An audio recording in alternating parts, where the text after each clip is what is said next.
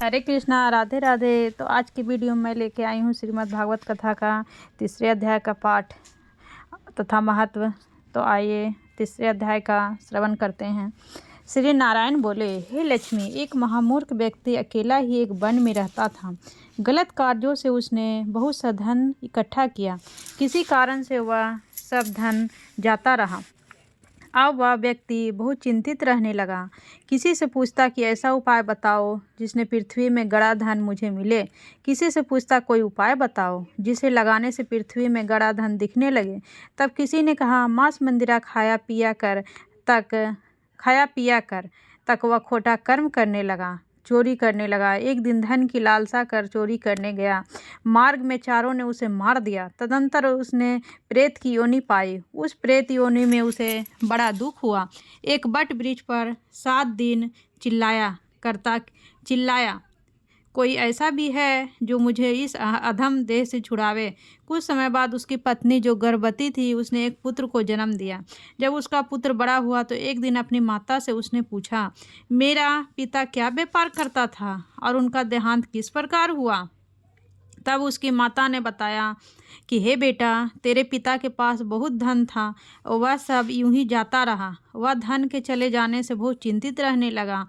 एक दिन धन की लालसा से चोरी करने गए, लेकिन मार्ग में चोरों ने उन्हें मार डाला।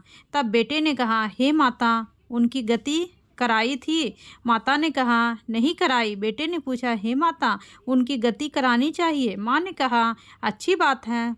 तब वह पंडितों से पूछने गया और जाकर अपना प्रार्थना की, हे स्वामी, मेरा पिता एक दिशा में जाकर मृत्यु को प्राप्त हुए हैं, अतः उनका उद्धार किस तरह हो सकता है।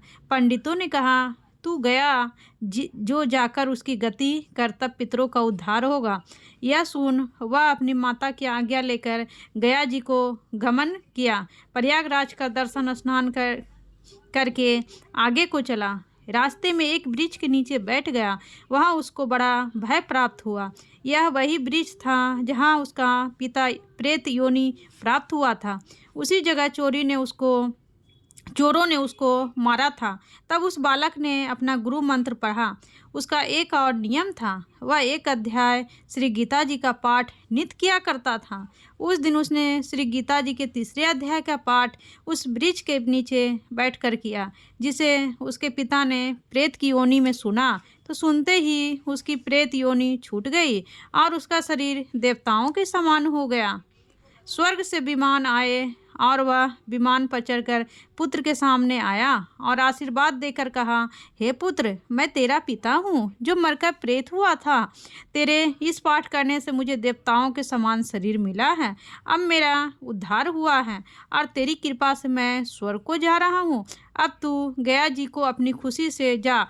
इतना सुनकर पुत्र ने कहा, हे पिताजी, कुछ और आज्ञा करो जो मैं आपकी सेवा करूँ।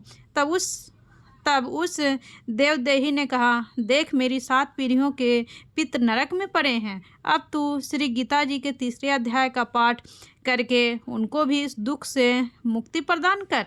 इतना वचन कहकर जब वह स्वर्ग को चले गए, तब इस बालक ने वहीं पर पुनः गीता जी के तीसरे अध्याय का पाठ किया। सब पितरों को उसका पुण्य देकर वैकुंठगामी किया। जो प्राणी श्री गीता जी का पाठ करता है या सुनता है, उसका फल कहाँ तक कहने में नहीं आ सकता।